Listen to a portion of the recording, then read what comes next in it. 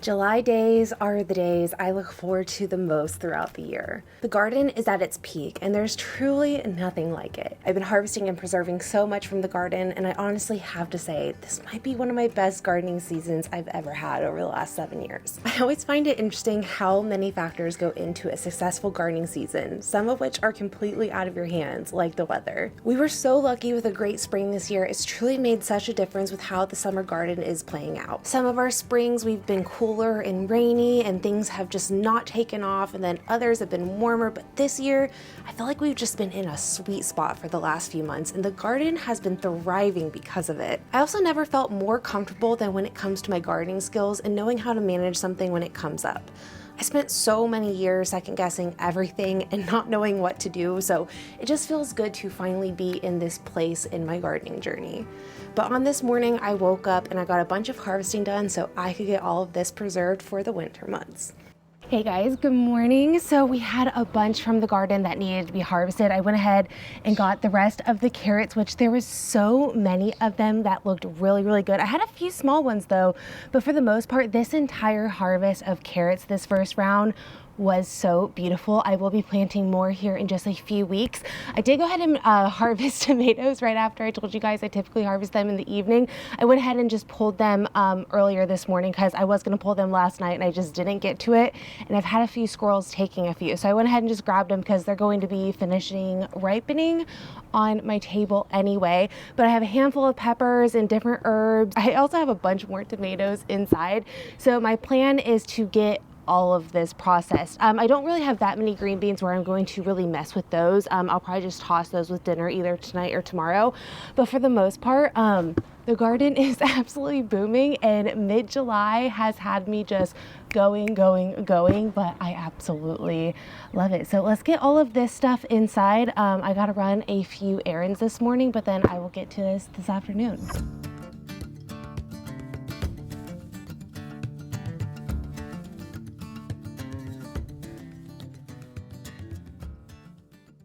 Here's the plan for everything. I'm gonna start with herbs. I'm gonna get those into the freeze dryer. I harvested rosemary, oregano, and parsley. The parsley really needed to be harvested. So I want to freeze dry both the oregano and the parsley.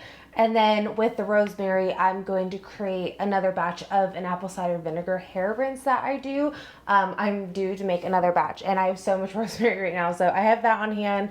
And then I'm going to move on to carrots and I'm going to prep those for the freeze dryer as well. I actually have a handful of things I need to take downstairs. I just have not brought these things downstairs yet, and it's on my to-do list before I start stuff because I don't have that much counter space. But I like to freeze dry carrots like this. When I dice the carrots like this and I freeze dry them, I can easily toss them into stir fries, pot pies, soup, especially soup. Oh my gosh. And if I have like extra broth, you obviously have to equate for like liquid absorption, but it will take on the flavor a little bit more than just the water. So in a soup, oh my God, they are so good. So I love to freeze dry carrots like this, and then I can just rip open the bag or the jar. I do both. So this is just a Mylar bag and I have an oxygen absorber in here, and that's what kind of makes it look like it's vacuum sealed. And then I can also just throw oxygen absorbers in jars as well. I have one here in my paprika powder because I freeze dried this as well. I'm going to do that with all of the carrots. It honestly is going to take some time, so I'm going to get these prepped for the freeze dryer when my herbs are already in the freeze dryer. And how I'm going to do that is I'm going to go ahead and get them cleaned, chopped. I'm going to blanch everything. I'm going to throw them on freeze dryer trays as well. And then what I'm gonna do is put them into my freezer to pre-freeze. So you can pre-freeze items before putting them into the freeze dryer. And what that's going to do is just take off some of that freeze dry time. My freezer is already on. So if I can cut some of that time with the freeze dryer being on, that just saves with energy. So I'm gonna do that with the carrots. I'm gonna see what else I get to today. I honestly might only get to that today. I really wanted to do crushed tomatoes today. But then I was looking closer at the citric acid I had, because I recently just bought more citric acid because I knew the one I had on hand was expiring next month. And even though I feel like it would be fine, I really just don't like to take gambles when it comes to canning. So I just did not want to use this. So I cannot find Ball citric acid at all anymore. And when I was looking at this closely, it doesn't state that it's 100% pure citric acid either, which I found really interesting. Because this one really threw me for a loop, because I didn't even think about it. I just grabbed it while we were at the store one day because I knew I needed to have citric acid if I wanted to do crushed tomatoes. And yeah, it has silicone in it. And I really didn't want to use silicone in my cooking. So especially because there's 100% pure citric acid. Like, I'm already adding the citric acid. I don't want to have an extra ingredient like silicone as well. So that just kind of threw me off. So I have some 100% pure citric acid coming. It should be here tomorrow. So I'm not going to get to crushed tomatoes today, but I do want to do more salsa. So that is also the other thing I have in this box over here. I canned up 8 pints of salsa on, gosh, what day is it? I think I did this on Monday or Tuesday. So this is just the fresh vegetable salsa recipe from the Ball Complete Book of Home Preserving. I suggest this book so much because it just really helped me get over my fear of canning. It really just explains everything. These are tried and true, safe recipes. It has pressure canning and water bath canning. So this is something I actually water bath can, and you use vinegar. So there's no like citric acid or anything like that. But I really like this fresh vegetable salsa recipe. I slightly tweak the recipe, and I don't really mean tweak because you're not supposed to do that with recipes, but I switch out the peppers. So one thing you may not know when it comes to like peppers and salsa is you can exchange out sweet peppers for hot peppers, and this recipe does majority green bell pepper and then a handful of jalapenos. I did all jalapenos and also serranos to make it more of a hot salsa. And then one thing I want to do though is I do plan to do more salsa as well.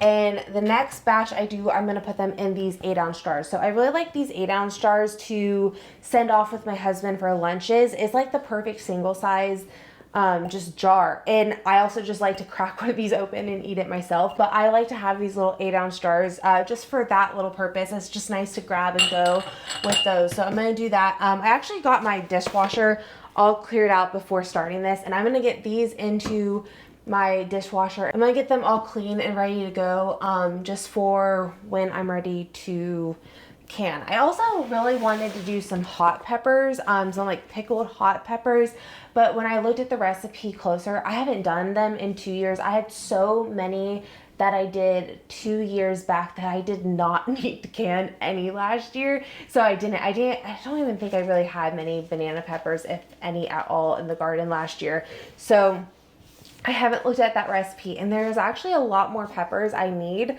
than I was thinking. So that might be more of an end of the season recipe when I am just like overwhelmed with peppers, but I might be able to preserve like a half batch. So I don't know exactly what I'm all going to get to, but that's kind of the plan for all things that I harvested this morning. I feel like that's everything minus the green beans. Like I said, I'm just going to toss those with dinner tonight. Really quick, easy. I'm going to cook some chicken, some potatoes, toss some green beans, call it a day.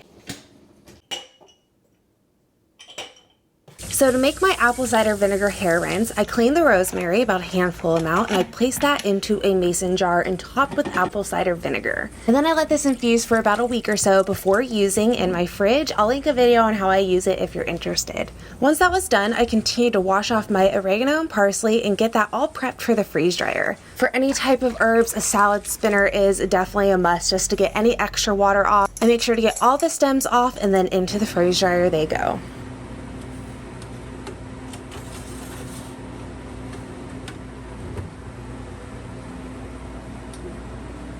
Now for the carrots, I start by rinsing and removing all the greens. I've actually freeze dried some of the greens this year for an alternative parsley. You can also use them for pesto, but I am just not the biggest pesto person. I got all the carrots chopped and blanched. I place them into boiling water for a few minutes, followed by an ice bath. Once blanched, I run them through my salad spinner again to get any extra water off. I use this thing for so much stuff. And then I place everything onto freeze dryer trays. I actually recently just got lids for my freeze dryer trays, and I am obsessed. It makes carrying stuff down to the basement way easier, and then it takes up way less space in my freezer when I'm pre-freezing. I gave all of my chickens the scraps, and that was it for this day.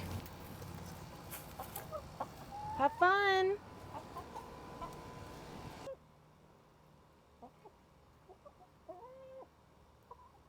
Good morning. We are starting canning early this morning. I just checked the freeze dryer. It's still not done with the herbs. It probably has, my guess is like 3-ish hours left on it. There wasn't the countdown yet. So when it gets close to being done, it'll have a countdown of like 2 hours or so. So I'm thinking we're probably fairly close. Typically herbs don't take too long, but I have water going on the stove. I'm gonna go ahead and get tomatoes prepped and chopped, and I'm gonna try to get salsa knocked out this morning before noon. We'll see how that goes.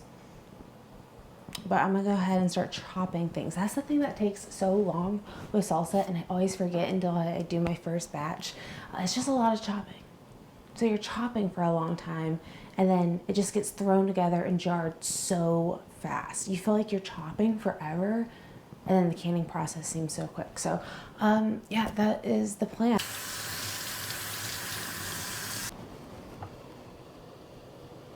So the first step is removing the skins of the tomato, and you can easily do that by taking a small little knife and cutting an X at the bottom of the tomato like this. And then what I'm going to do is toss them into boiling water for about 30 seconds to a minute, and then I'm going to immediately transfer them into this ice bath here. And what that's going to do is just going to kind of shock the fruit. Everything will kind of tighten up and just release, and I should easily be able to remove the skins. This is something I only do when I'm making salsa or crushed tomatoes, because I do have my tomato press, which will take off the skins and seed everything out all at the same time, which is so nice if you're making pasta sauce. You're not having to do this every single time. But this year I told myself I really wanted to be a little bit better about using my tomatoes as I go and not just tossing all of them in the fridge. I do plan to go like make a few batches of salsa, do a few rounds of crushed tomatoes, and then hopefully at that point I will freeze the rest of my harvest, and then once everything comes in, I'll make a big batch of sauce toward the end of like fall, once like our first frost and everything comes and everything at that point ripens. So that's the plan for that. And then just take a slotted spoon, whatever you have, that way water doesn't transfer, and then make it a lukewarm water and not an ice water. And I'll let those sit while I get the next batch going. I remember from my batch earlier in the week, I felt like 2 to 3 tomatoes was 1 cup worth of like diced tomatoes. So we'll see where I'm kind of at on that, because I need 7 cups of tomatoes for 1 batch today. Most of these tomatoes are my Supremo variety. So last year they produced an amazing like first round of fruit, and that's what they're doing this year. They are putting on more flowers, but I feel like they're going to be not as abundant. I'm really curious. Last year I had a lot of issues with blight, and that is starting to happen a little bit in the garden. I'm trying to manage it as best as I could, but we've been hot and humid, and we're about to go through another round of over 100 for a few days. So I'm trying to battle it out at the moment. I honestly have a few tomato plants I should probably pull, if I'm gonna be honest. There's like 2 or 3 that I'm probably gonna go ahead and pull. And they're not the Supremos. I've really been impressed by the Inca Jewels. That was the new variety I tried this year. Very consistent fruit like the Supremo as well. And then I have a few Roma plants that look absolutely beautiful. So at this point I can just grab the skin and peel it back on the tomato. And then once I get all of them skinned, I'm going to core them before dicing.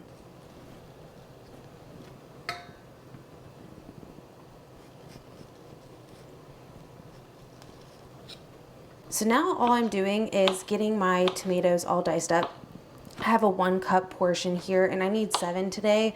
One thing that I have found very helpful over the years, especially if you're doing like multiple batches, the other day I was doing 14 cups of tomatoes. It's really easy to lose track. Tally as you go. I promise you, you can be the best counter and still lose track, and then you're having to scoop out and recount your cups, because canning, you really do have to be pretty accurate on your measurements, because that's how these recipes have been proven safe. You don't want to add anything or have extra of something.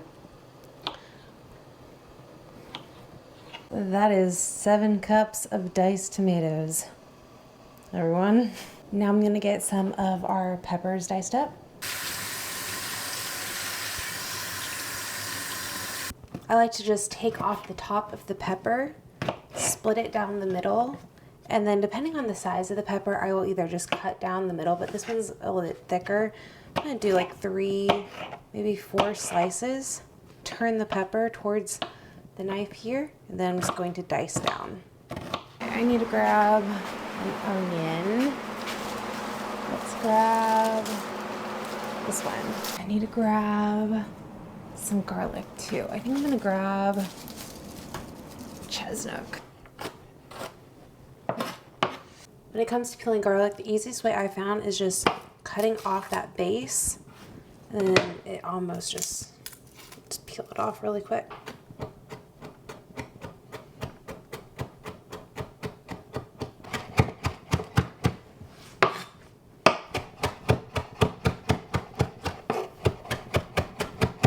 Everything is chopped, and the only other things I need are some cumin. I need 1 can of tomato paste and 3/4 cup of white vinegar. So I'm just gonna get all of that laid out as well. I have my big stock pot here, and I also have a little wire rack at the bottom. You can use a dish towel if you don't have a wire rack, but it is one of those things where you don't want your jars sitting at the bottom. So this should roughly make anywhere between like 9-10-ish jars. But I already washed these yesterday, and now I'm just gonna go ahead and get them into the stock pot with some water and get these hot and ready to go.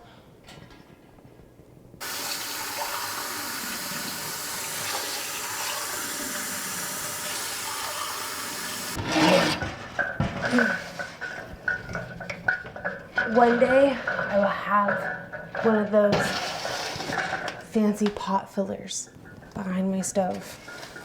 I will. And it'll be nice. And now I'm just going to get all of my chopped ingredients placed onto the stove here in a pot. And I'm gonna start heating this up as well. I'm gonna bring this to a boil, and then once it comes to a boil, we're gonna watch it for about 30 minutes. I'm just letting it combine and thicken a bit before jarring. It really doesn't take too long at this point.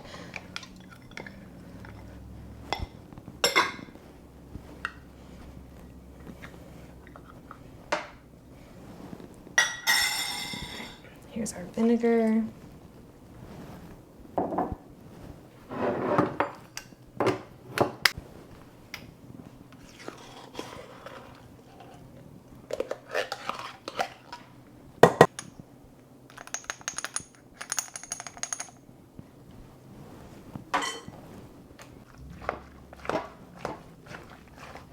I have pretty hard water, so one thing I do when I am canning is I toss a little bit of vinegar into my canner, and that just helps assure that my jars are going to come out clear and not like cakey. I've had that happen a few times early on. That's like one of the best little hacks for stuff like that.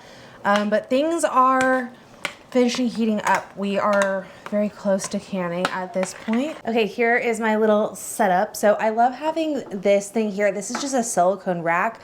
I will use this, this will just block heat with the jars. And then when I also take the jars out of the canner, I'll use this as well.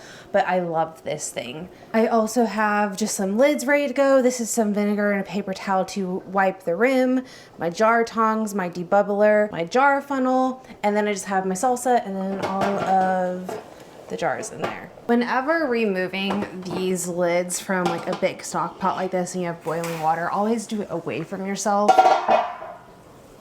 Okay, so all I'm going to do here is grab one jar out at a time, empty it out of the water, place it down, and then what I'm going to do is just fill this jar up with salsa until we hit a 1/2 inch headspace here.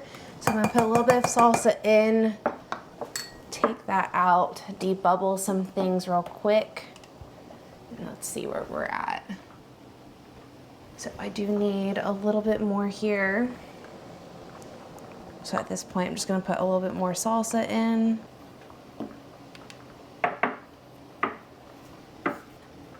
Right, we are at a 1/2 inch headspace. So I'm just taking my vinegar right here, wiping the rim. And what I'm gonna do is grab my lid, place it on, and we're just going to screw on our lid ring and place it back into the canner. And now we're just going to repeat that process until all of the salsa is in all of the jars.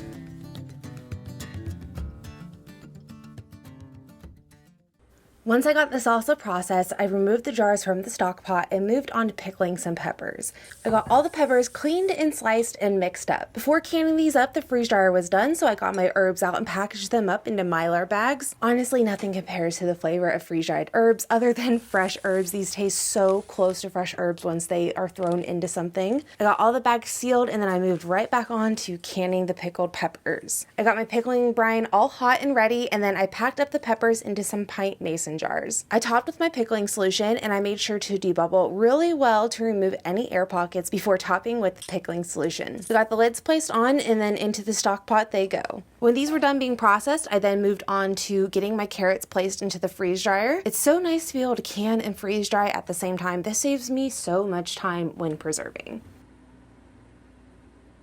Okay, I'm on the final thing for the day. I'm doing some crushed tomatoes. I have roughly 19 to 20 pounds of tomatoes right here. This should get me right around 12 pints. I'm gonna do one full batch and we'll see if I have any extras. I might end up having to do like a few pints after, we'll see. But my goal was to get a full case. But I kind of have to do what I did with the salsa earlier, which is skin all of the tomatoes.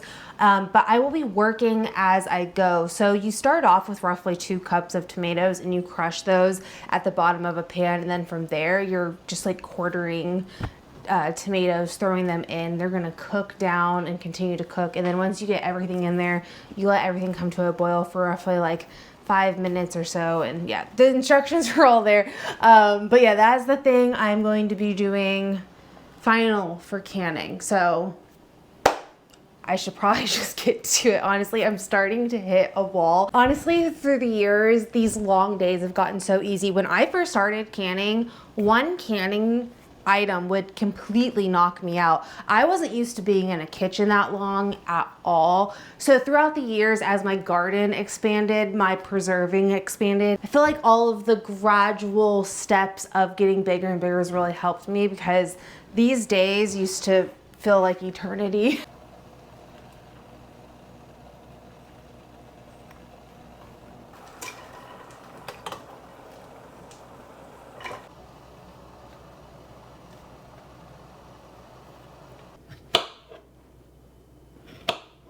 And now we're going to transfer this over to the stove and crush with a pastry cutter or like any type of potato masher or anything you have like that. Here's what that looks like. Now let's make our way through these tomatoes.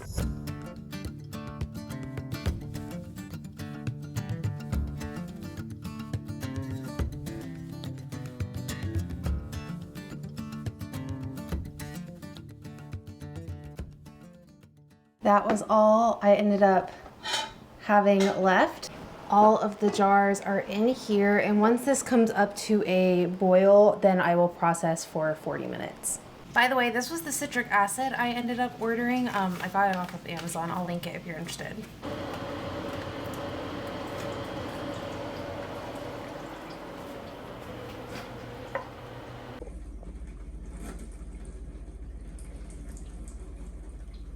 It is later the next day, and I'm gonna go ahead and get the rings taken off my jars and get the jars dated. So I take the rings off because that way you can really make sure that that lid fully actually attached. And then that way when you are storing your food, for any reason that this lid were to pop off, a ring isn't holding it back down and could potentially reseal itself when that is dangerous, and that is not what you want. So I always store my jars without the rings, so I'm just gonna take these off and date them. So once I get all of these rings off and all the jars dated, what I'm going to do is actually run downstairs. My freeze dryer just got done. So I'm going to get the carrots out of the freeze dryer, get those packaged up, and then I'm going to get the paprika peppers that I have, that I harvested into the freeze dryer. And that will be it for our harvesting and preserving from the garden.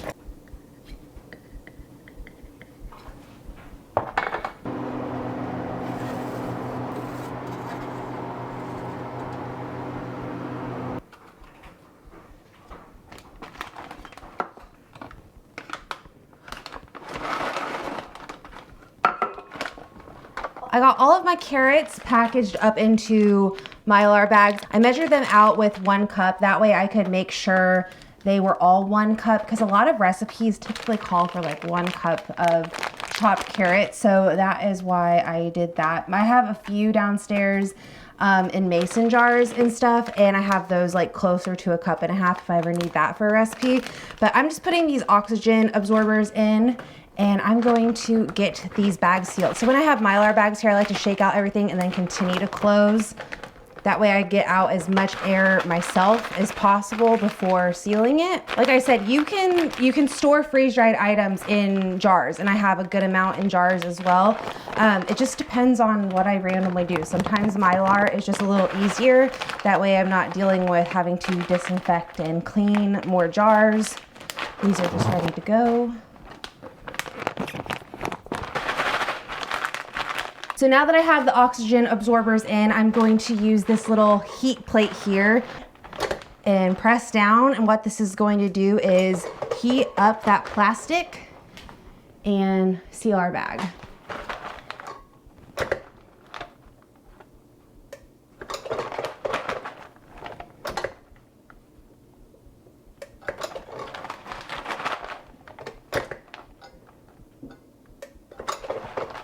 Okay, here's one from 623. It does have some more carrots in it, but do you see how that one is all vacuum sealed and now that the oxygen absorber's in there? This one here still looks loose, but come like an hour or two, these will look like this. All right, I obviously still need to prep these for the freeze dryer. These are gonna go in here once the freeze dryer has defrosted, but here is our little preserving haul. So we have 6 bags of carrots, all 1 cup each. We have a few different things of oregano. We have a parsley over here, 12 quarts of crushed tomatoes, 10 8-ounce jars of salsa, and 3 pints of pickled peppers. Once these paprika peppers come out, I'm going to blend them up in a blender, get them all fine, and then they're gonna go into a mason jar. But this is our little haul. Thank you guys so much for being a part of the last few days as I harvested and preserved all of this.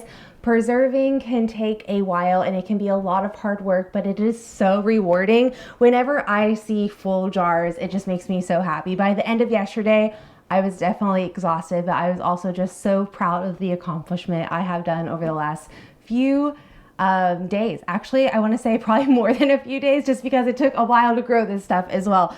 But hopefully you guys enjoyed this video and you guys got to see a little bit more of how I harvest and preserve some things. I'll see you guys all in the next one. Bye.